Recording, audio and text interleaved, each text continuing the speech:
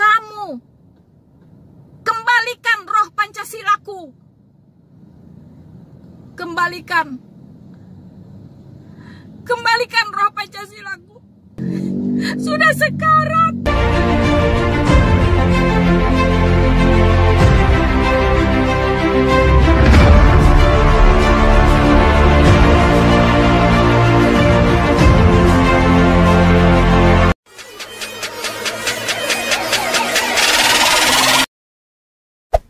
Hey there. Subscribe to my channel. And also press this bell icon. Halo teman-temanku semuanya, dimanapun Anda berada, bertemu lagi dengan saya Rina Solihin dalam channel Rina Menjawab. Teman-teman, saudaraku sebangsa dan setanah air, hari ini kita memperingati hari lahirnya Pancasila, ya, lahirnya ideologi bangsa kita. Teman-teman, saya mengambil momentum ini teman-teman untuk kembali mencoba membuat refresh teman-teman ingatan kita kepada yang namanya Pancasila. Mengapa saya mengambil momentum ini teman-teman? Karena saya berani katakan bahwa Pancasila sudah kehilangan rohnya saat ini teman-teman. Untuk itu teman-teman, dalam momentum peringatan hari lahirnya Pancasila kita, saya memberi judul video saya kali ini, Woi! Woi! Woi! Kamu! Kembalikan roh Pancasilaku. Kembalikan roh Pancasilaku. Sudah sekarat. Kembalikan. Kamu. Kembalikan roh Pancasilaku yang sudah sekarat.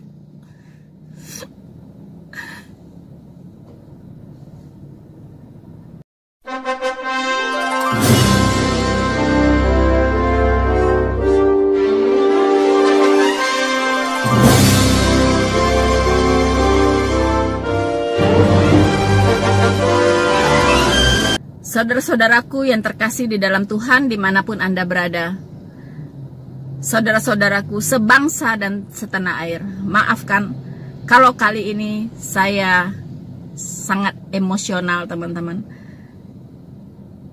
karena saya tidak mau negara kita hancur, saya tidak mau negara kita menjadi pecah, saya tidak mau negara ini jadi berantakan teman-teman. Teman-temanku sekalian, sebangsa dan setanah air, bagaimana caranya kita sebagai anak bangsa untuk bisa mewujudkan tema ini? Semoga tema yang diluncurkan kali ini adalah terlahir dari hati nurani yang tulus untuk membuat Indonesia ini tangguh teman-teman, yang didasarkan kepada persatuan dan kesatuan. Tidak hanya lip service yang menyenangkan telinga banyak rakyat Indonesia, tetapi pada prakteknya nol besar. Kita tidak menginginkan hal seperti itu terjadi teman-teman. Kita mengingat bahwa Hari Pancasila yang jatuh pada tanggal 1 Juni yang ditandai oleh pidato Presiden pertama kita, Bapak Insinyur Soekarno, pada tanggal 1 Juni 1945 dalam sidang Dokuritsu Jumbi Josakai atau BPUPK. Pidato pertama kali dari beliau yang mengemukakan konsep awal Pancasila untuk menjadi dasar negara Republik Indonesia sebagai ideologi yang mendasari negara Republik Indonesia, teman-teman. Teman-temanku yang terkasih di dalam Tuhan, bagaimana implementasi dari butir-butir Pancasila dalam kehidupan kita bernegara dan berbangsa ini? Ini ditentukan oleh bagaimana kita memaknai Pancasila ini, teman-teman. Bagaimana kita memahami butir demi butir dari Pancasila itu. Saya percaya terbentuknya Pancasila, lahirnya Pancasila, ini adalah seizin Tuhan yang Maha Esa, teman-teman. Bukan suatu kebetulan Presiden kita Insinyur Soekarno mencetuskan Pancasila ini, teman-teman. Bukan satu kebetulan, tapi itu adalah rahmat dari Tuhan yang Maha Esa. Tuhan punya rencana yang indah untuk negara Republik Indonesia ini, itu, teman-teman. Ya, yang sudah ditakdirkan terdiri dari berbagai suku, bangsa, dan bahasa. Yang terdiri dari ribuan pulau-pulau, teman-teman. Bagaimana menyatukan semua ini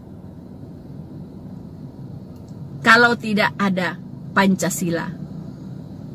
Jadi saya percaya ini adalah pekerjaan Tuhan melalui Bapak Insinyur Soekarno. Sekian puluh tahun sudah berlalu, teman-teman.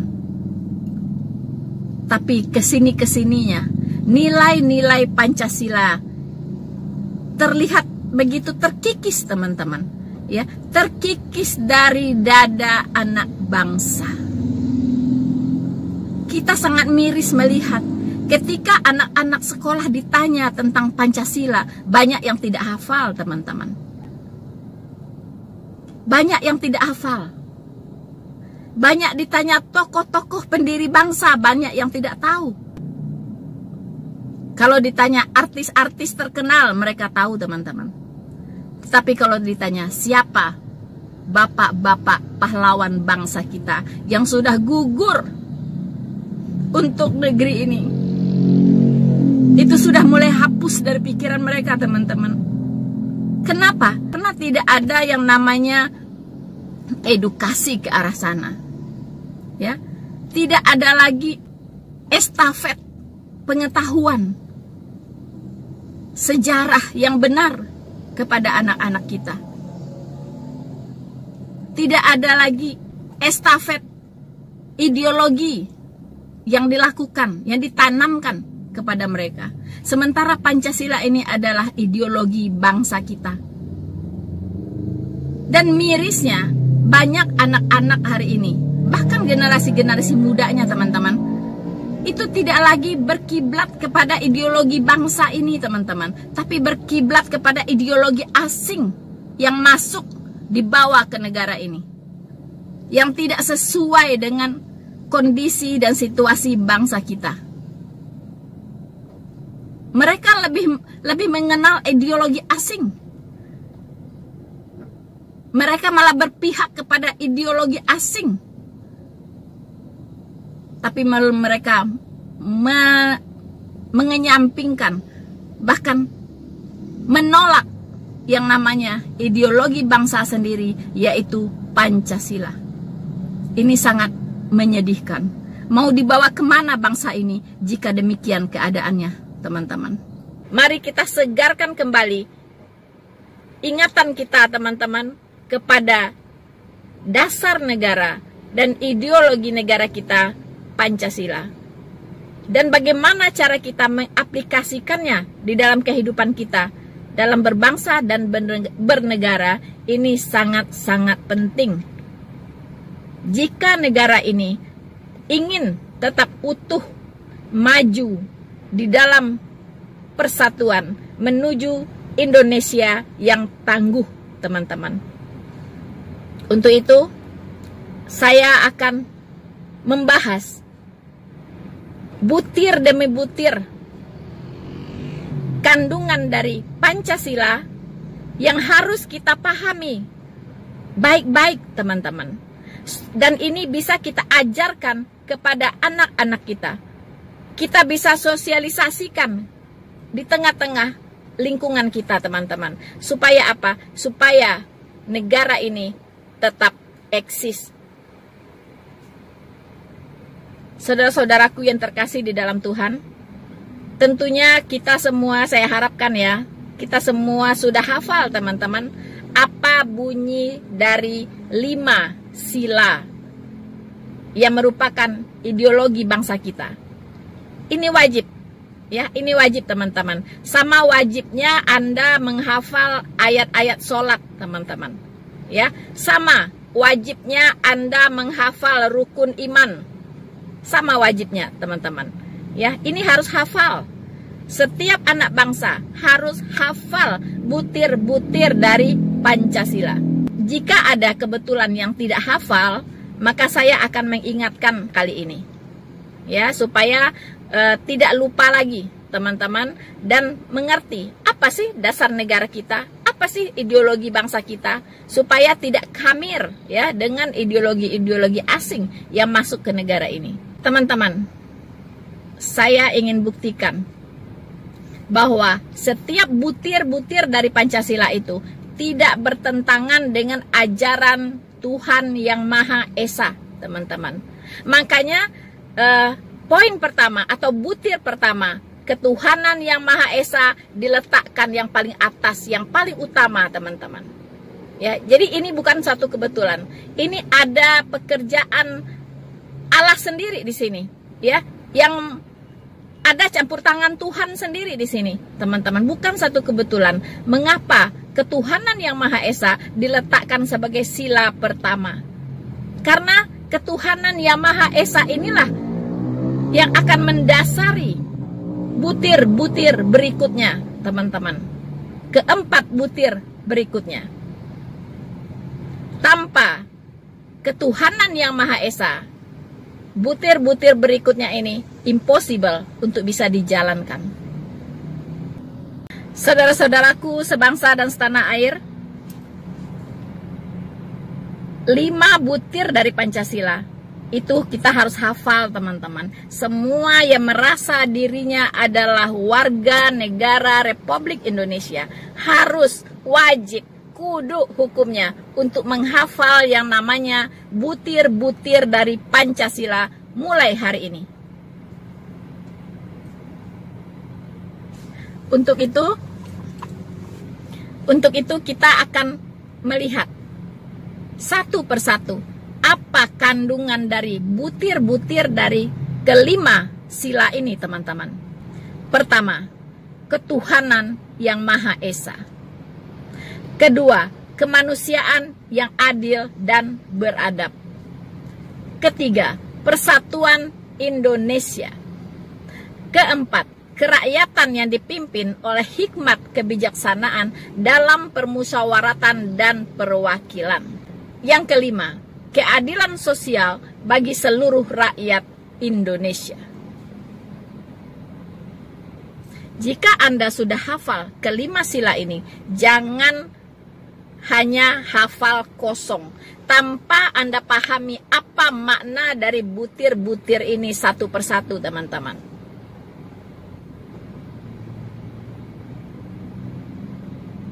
Mari kita jadikan momen peringatan lahirnya Pancasila pada hari ini. Saya akan sharing untuk berbagi bagaimana saya memaknai kelima sila ini. Pertama, ketuhanan yang Maha Esa. Teman-teman, Tuhan adalah sumber dari segala sesuatu. Oleh karena itu, diletakkan di sila yang pertama. Tanpa sila pertama, sila kedua, ketiga, keempat, dan kelima mustahil, impossible untuk bisa dijalankan, teman-teman. Ya. Jadi, karena sila pertama adalah ketuhanan yang Maha Esa, tentunya kita semua warga negara Indonesia percaya bahwa Tuhan itu ada dan Tuhan itu Esa.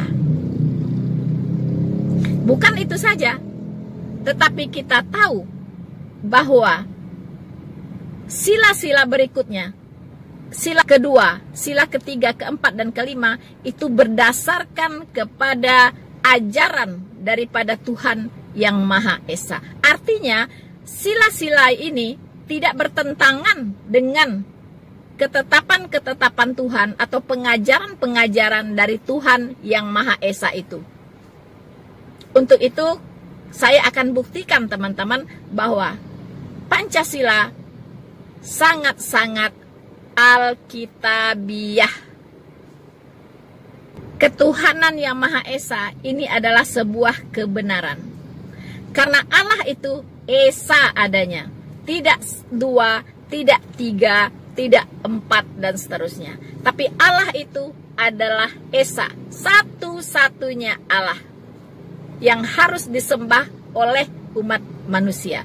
Karena Allah yang Esa itu adalah Allah semua umat manusia. Tapi apakah semua umat manusia ini mengenal Allah yang Esa itu persoalan yang lain lagi, teman-teman. Kita bisa membaca di Maleakhi 2 ayat 15.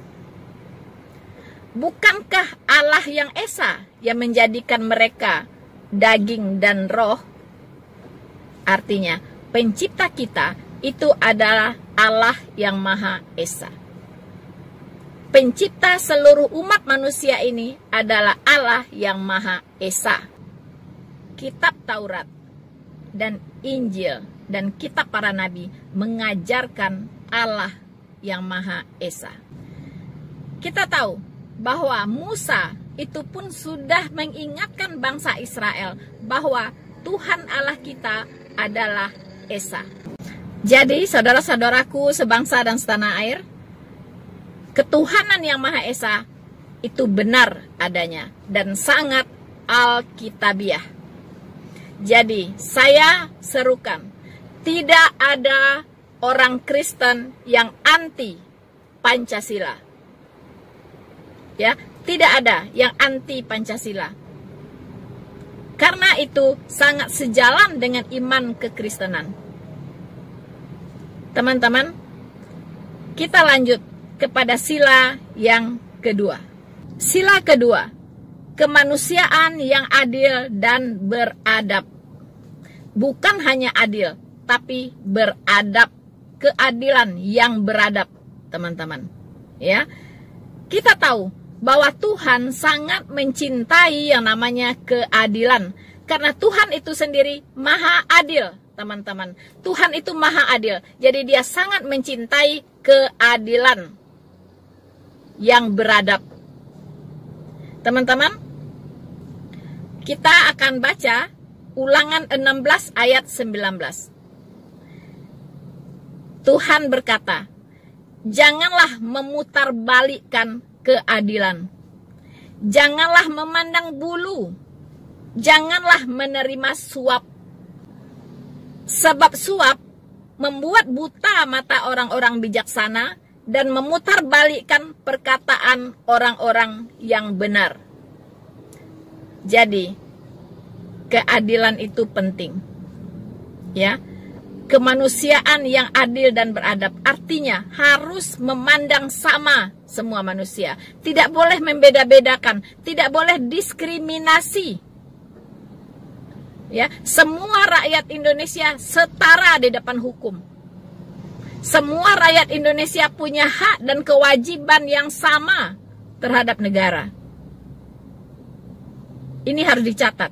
Itulah kemanusiaan yang adil dan beradab. Setiap masyarakat Indonesia, siapapun dia, apapun sukunya, apapun agamanya, apapun rasnya, punya hak dan kewajiban yang sama untuk dilindungi, teman-teman. Ya, untuk mendapatkan kenyamanan, untuk mendapatkan perlakuan yang sama dari negara. Terutama di mata hukum. Itu yang namanya kemanusiaan yang adil dan beradab. Tuhan sangat membenci yang namanya suap. Jadi kalau di bumi Indonesia ini korupsi masih merajalela, itu bisa dikatakan bahwa di sini belum dipraktekkan yang namanya kemanusiaan yang adil dan beradab. Kalau ada perbedaan hukuman, orang yang bersalah kadarnya lebih besar bisa dapat hukuman lebih ringan dari orang yang bersalah kadarnya lebih kecil. Teman-teman, itu artinya banyak pelaku-pelaku di negara ini yang belum mengamalkan sila kedua, kemanusiaan yang adil dan beradab. Ulangan 16 ayat 20 kembali mengingatkan, semata-mata keadilan itulah yang harus kau kejar, supaya engkau hidup dan memiliki negeri yang diberikan kepadamu oleh Tuhan Allahmu. Teman-teman, kalau Anda ingin memiliki negeri ini, teman-teman, Indonesia ini adalah pemberian Tuhan, teman-teman. Untuk siapa? Untuk semua kita yang lahir di Indonesia ini, yang punya KTP Republik Indonesia. Ini milik kita bersama. Indonesia ini adalah pemberian dari Tuhan. Kalau engkau ingin Indonesia ini menjadi milikmu, kejarlah keadilan. Tegakkan keadilan. Bisa-bisa kalau keadilan tidak ditegakkan, maka Indonesia ini akan diambil kembali oleh Tuhan, teman-teman.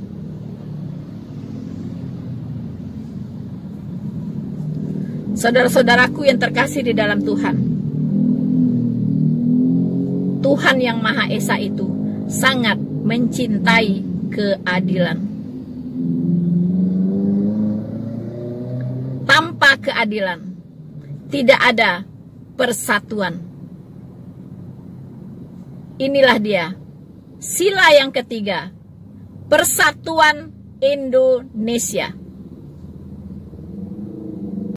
Untuk sebuah persatuan harus memiliki yang namanya keadilan. Keadilan sosial bagi seluruh rakyat Indonesia. Itulah yang menyebabkan bisa Indonesia ini memiliki persatuan.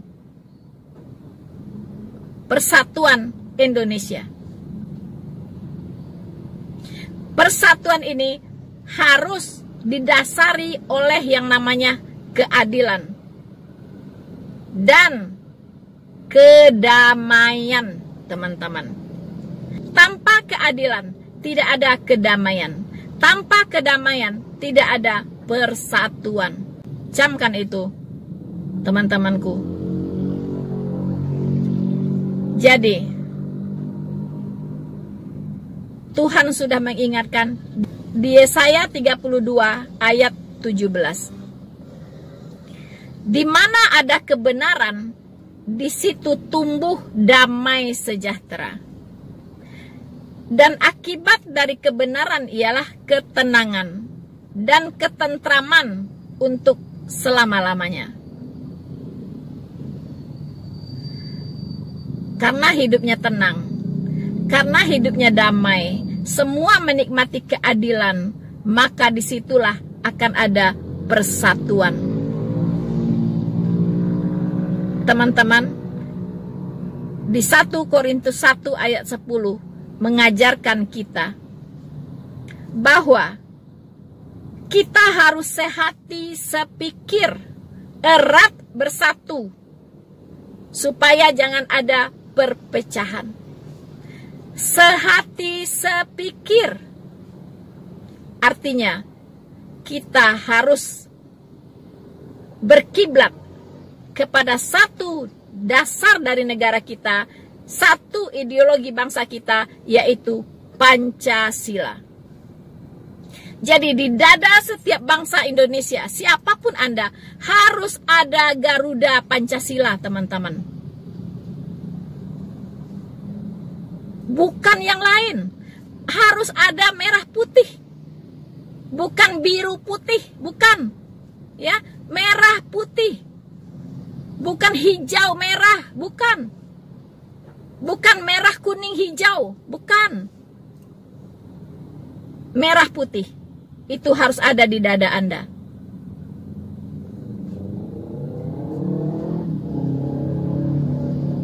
persatuan Indonesia. Artinya sehati, sepikir dalam berbangsa dan bernegara. Satu visi, satu misi, satu pemahaman.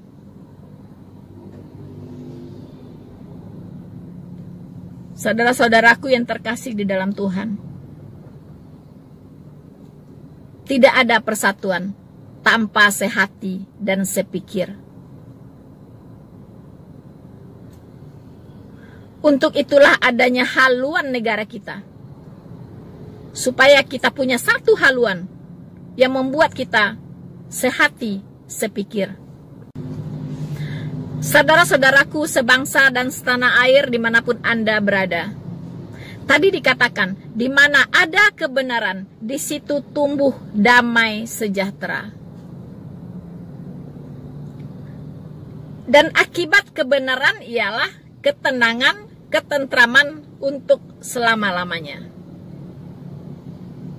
Artinya, kebenaran dari Tuhan Yang Maha Esa, itulah yang mendasari semua. Apakah kita damai atau tidak damai? Atau bersengketa terus? Kembali ke pertanyaan, adakah kebenaran di negara ini? Kebenaran apa? Tentunya kebenaran dari Tuhan Yang Maha Esa di sila pertama. Itu tugas kita semua, teman-teman. Tugas pribadi lepas pribadi. Carilah kebenaran itu. Maka damai sejahtera akan menjadi milik kita, teman-teman.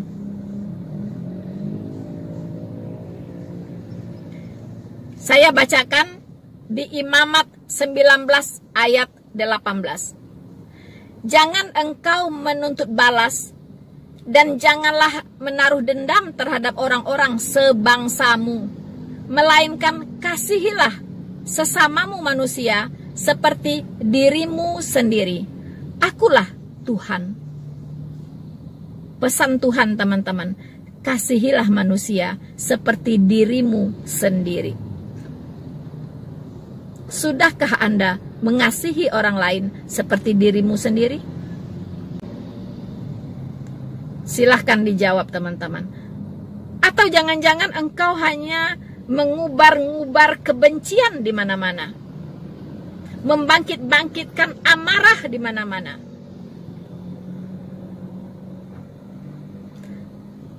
Mendiskreditkan saudara-saudara sebangsamu di mana-mana.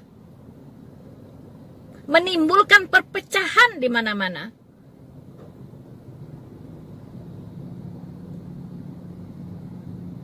Artinya engkau tidak mengenal kebenaran.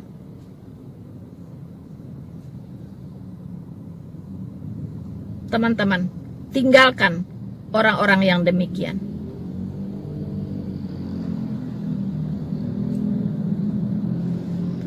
Saya akan membacakan lagi Lukas 10 ayat 27. Jawab orang itu, kasihilah Tuhan Allahmu dengan segenap hatimu, dengan segenap jiwamu, dan dengan segenap kekuatanmu, dan dengan segenap akal budimu. Dan kasihi sesamamu manusia seperti dirimu sendiri. Teman-teman, jika engkau berkata engkau mengasihi Tuhan, tapi engkau tidak mengasihi sesamamu manusia seperti dirimu sendiri, itu bohong besar, nonsen. Ya, tidak ada orang yang mencintai Tuhan, yang mengasihi Allah yang benar, tapi tidak mengasihi sesama manusia, itu bohong. Ya, bagaimana mungkin dia mengasihi Allah yang tidak dia lihat? Sementara manusia yang dia lihat pun dia tidak bisa mengasihi, dia tidak sanggup mengasihi yang ada di depan mata dia, apalagi yang tidak terlihat, yaitu Allah itu sendiri. Tidak mungkin. Disitulah hukum pertama dan terutama. yaitu mengasihi Allah dengan segenap hati, dengan segenap jiwa, dengan segenap pikiran dan akal budi, dan mengasihi sesama manusia seperti diri sendiri. Itulah mencakup segenap hukum dari kitab suci, teman-teman. Saudara-saudaraku yang terkasih di dalam Tuhan, sebangsa dan setanah air dimanapun Anda berada, sekarang kita sampai kepada butir keempat dari Pancasila, yaitu kerakyatan yang dipimpin oleh hikmat kebijaksanaan dalam permusyawaratan dan perwakilan. Teman-teman, ada beberapa kata kunci di sini yang harus kita jabarkan, teman-teman, untuk memahami dengan baik apa makna dari sila keempat ini, teman-teman. Pertama, ada kata kerakyatan yang dipimpin. Ini berbicara tentang organisasi. Organisasi negara, ya, dengan struktur kepemimpinannya, teman-teman, ya. Jadi kerakyatan yang dipimpin oleh hikmat. Nah, para pemimpin ini harus memiliki hikmat, teman-teman. Bukan hanya pintar, bukan hanya cerdas, tetapi harus punya hikmat. Hikmat sumbernya itu adalah dari Tuhan yang Maha Esa.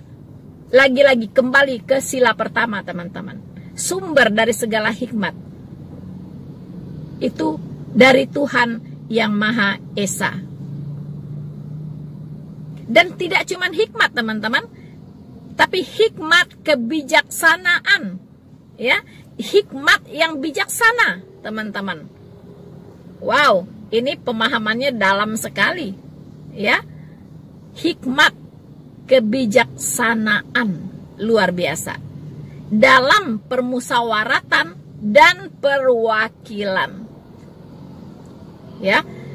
Jadi kepentingan rakyat Indonesia, ya, itu berdasarkan musyawarah dari wakil-wakil kita, ya, mewakili rakyat Indonesia ini, teman-teman, ya, di dalam Dewan Permusyawaratan Rakyat, Majelis Permusyawaratan Rakyat, itulah DPR dan MPR.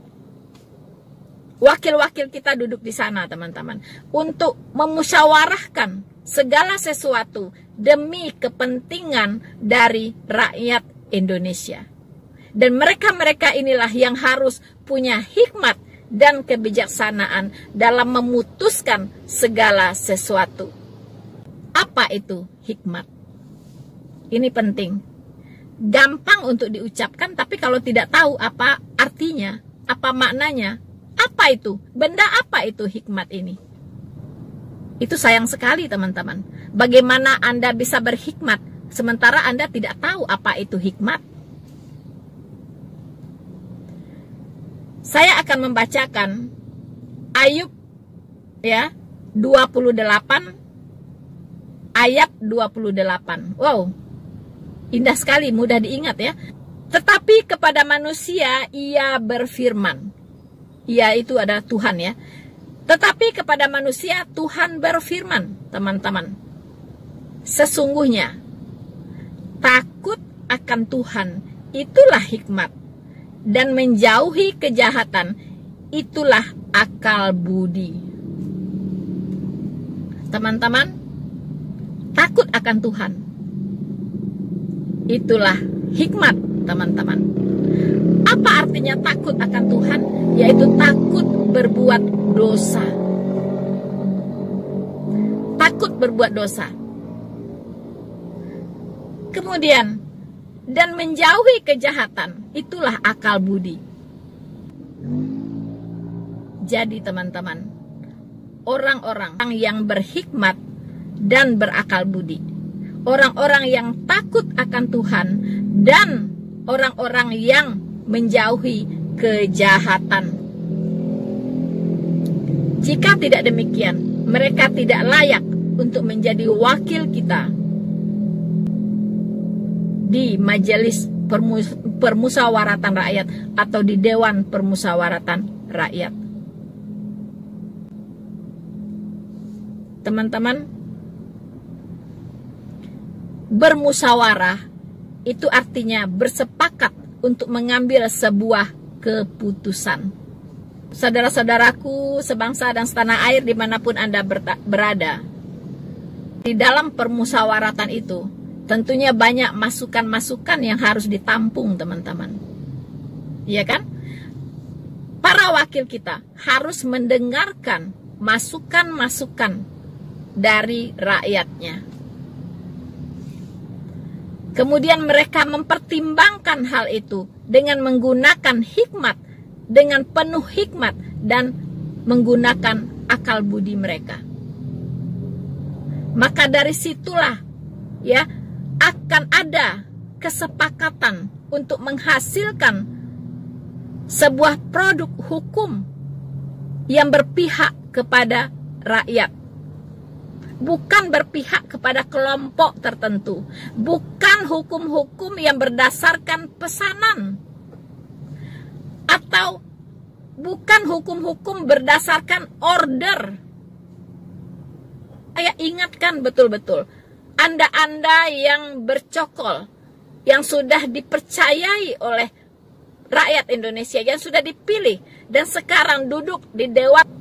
Ingat, Anda harus memutuskan dengan bersepakat, memutuskan produk-produk hukum yang harus berorientasi kepada kepentingan seluruh rakyat Indonesia. Dengan menggunakan hikmat dan akal budi Anda. Bukan pasal-pasal pesanan, bukan produk hukum order, berdasarkan order, tetapi benar-benar berdasarkan kepentingan seluruh rakyat Indonesia. Jadi kita berharap sila keempat dari Pancasila ini benar-benar dipahami dengan baik dan benar oleh para wakil-wakil rakyat yang duduk di DPR dan MPR sana.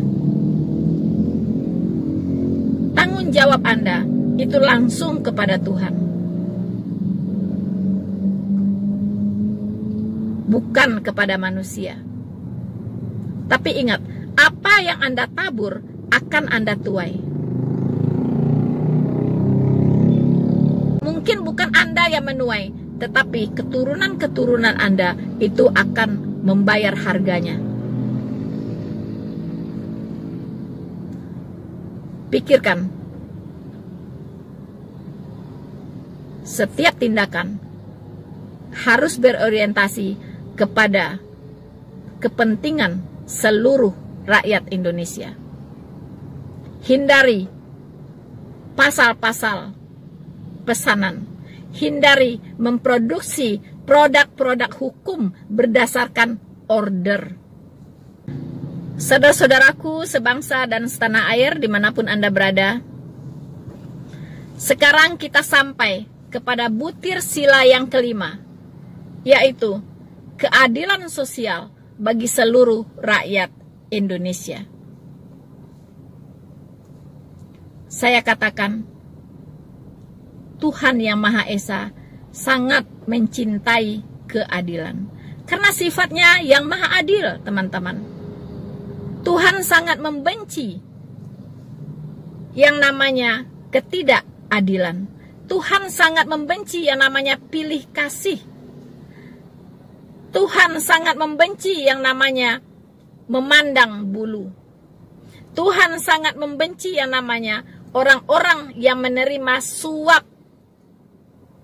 Karena suap akan menimbulkan ketidakadilan. Ini penting bagi penegak-penegak hukum di negeri ini. Atau bagi para pengambil keputusan di negeri ini. Jangan pernah mau menerima suap. Itu haram hukumnya. Jangan berikan keluarga Anda makanan yang haram. yaitu dari suap. Teman-teman, keadilan sosial bagi seluruh rakyat Indonesia itu bisa ditegakkan jika para pemangku jabatan di negeri ini, para pemimpin di negeri ini bisa menjalankan yang namanya keadilan. Rakyat Indonesia punya hak yang sama di depan hukum, punya hak yang sama untuk dilindungi, punya hak yang sama untuk diperhatikan. Simbol dari keadilan sosial bagi seluruh rakyat Indonesia ini adalah, itu menyimbolkan sandang dan papan. Rakyat Indonesia berhak untuk dijamin kesejahteraannya, teman-teman. Berhak untuk mendapatkan kesejahteraan. Semua kandungan dari negara Republik Indonesia ini, semua yang terkandung di dalamnya itu harus digunakan untuk kesejahteraan rakyat. Baik terkandung di dalam buminya, di dalam lautnya, maupun di udaranya, teman-teman, harus digunakan semua untuk kesejahteraan rakyat. Bukan untuk kesejahteraan orang per orang, ya, yang tidak puas-puas, yang serakah, memperkaya diri sendiri. Bukan untuk itu, tetapi untuk kesejahteraan rakyat. Itulah keadilan sosial bagi seluruh rakyat Indonesia. Semua bersumber dari ajaran Tuhan Yang Maha Esa. Kasihilah sesamamu manusia seperti dirimu sendiri. Jika itu dilakukan, dilaksanakan, dijalankan, maka keadilan sosial bagi seluruh rakyat Indonesia akan terwujud. Saudara-saudaraku sebangsa dan setanah air, Indonesia adalah milik kita bersama. So, saudara-saudaraku sebangsa dan setanah air yang saya kasihi, dimanapun Anda berada, ternyata teman-teman, kelima butir dari Pancasila ini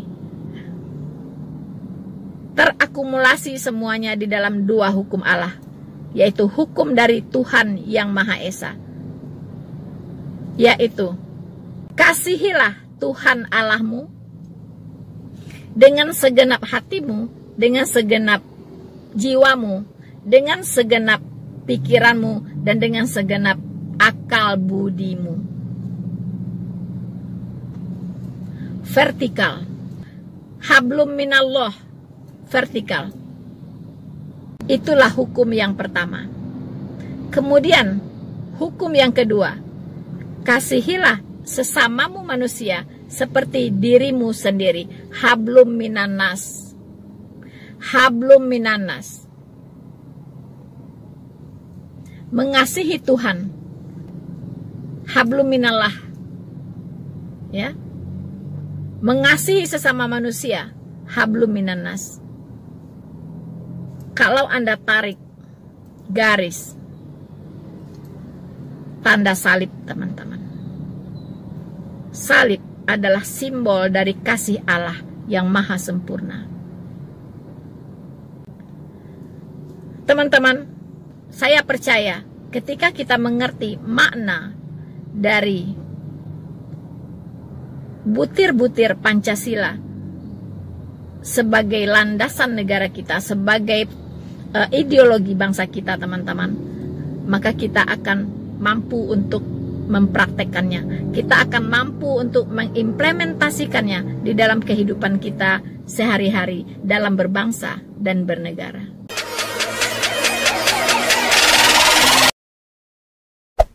Hey there. Subscribe to my channel. And also press this bell icon.